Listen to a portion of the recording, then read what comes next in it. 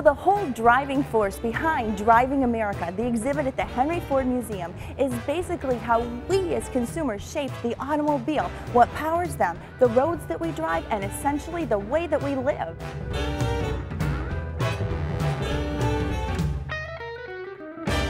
So it's just mind-boggling when you think about how much the car has impacted our lives. I mean, it even affected the way that we went on vacation. So this is a hybrid before hybrids were cool. This was built in 1916, and this coupe ran on both gas and electric. Driving America is an all-new exhibition, and it takes one of America's premier automobile collection, really the world's premier automobile collections, and takes a whole new look at it. Really what has driven the automobile in America is, well, us, the users, the consumers, and this exhibit takes a look at 20 different ways that people have really affected the automobile market. It's 80,000 square feet. We brought out some cars that have never been on display before, some cars that have not been on display in years and years, to really put together an all-new look at, well, what's become a part of American life, the automobile. You know, technology plays a huge part of this exhibit. So we've got these all-new interactive kiosks, 18 of them throughout the exhibit, where you can not only look at the stuff on display, but you can look at parts of our collection that have been in storage forever that you haven't been able to access in the past.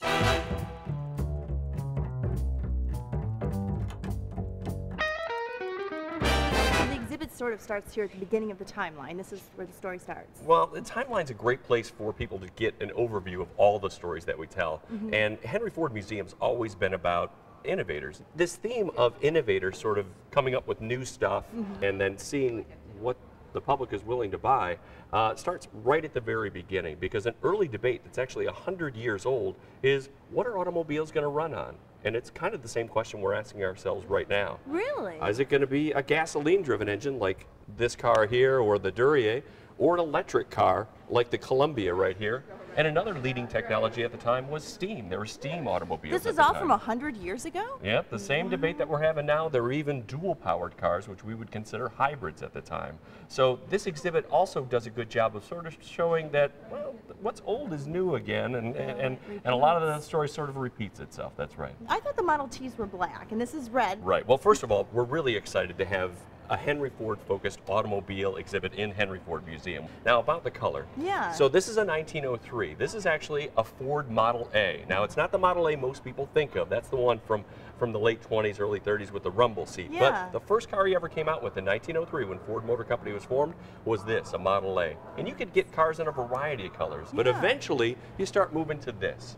This is a 1914 Model T, and it's black. Henry Ford figures out that, well, you know what? Black dries quicker, and it takes time to change colors, so he's going to produce them all the same color to bring the cost down. He put America on wheels by building these things faster and cheaper, so anybody could afford them.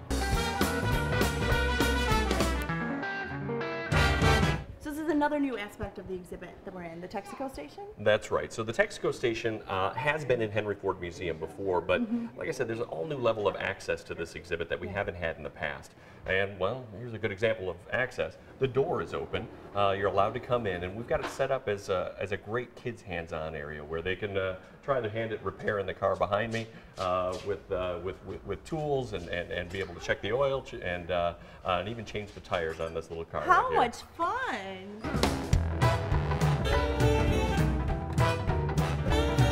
So I think this is one of the neatest features. Lambys is now open for business. That's right. You know, I got to tell you a personal story here. I started working here 15 years ago, and I used to work inside there as a historical presenter.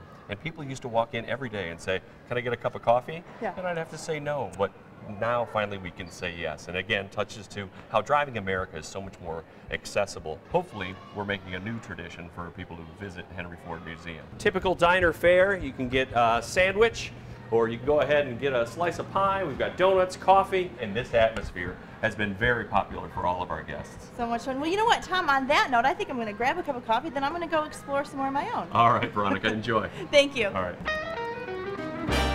Well, what I have here is from the Lambys dinner menu. This is diner lingo from 1946, and I think what I want is a Sinker and Suds. Okay. And I know he doesn't want me to be a George Eddy, which is a customer who does not tip, right? Perfect. anytime I ever go to a car event, one of my favorite cars to see is a 1965 Mustang. But this one right here, the first one built ever, right here. So we still see the big yellow school buses today that say Bluebird. Well, this is #1, the actual first one ever built in 1927. And this museum's really fun for little kids too. We've got interactive exhibits. They happen once a month on Macy Mondays. So how do you like the new Driving America exhibit at the Henry Ford? It's great. It's very hands-on, and it's just it's great for the kids and for families. You've got your kids out there playing? Yeah, my kids are loving it. Yeah. All 3 of them.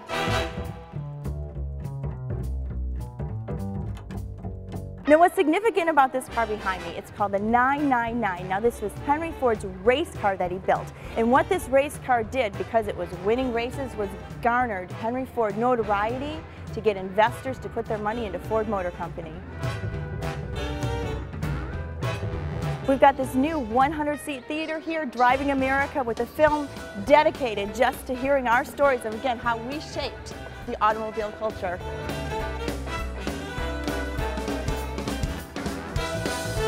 This is a great movie. It's got the old-time music, all these great old-time film shots, kind of mixed in with some of the new, just tying it all together, how history repeats itself. So something really innovative about the Driving America exhibit is that you can get these My Collections cards. Now they're free, and what you do is you find one of these 18 kiosks throughout the exhibit, you put it on here, you enter in your information. The Henry Ford has over 26 million artifacts. They can only put 10% out on the floor at any given time. This gives you access to thousands that are not on the floor. You can save it to My Collection, save it onto your smartphone, pull up some of these things, send it home so you have this right on your home computer. Now I'm going to test drive a Model T. Start the engine. Here we go. Uh-oh, herd of cows ahead. So we've got a shift.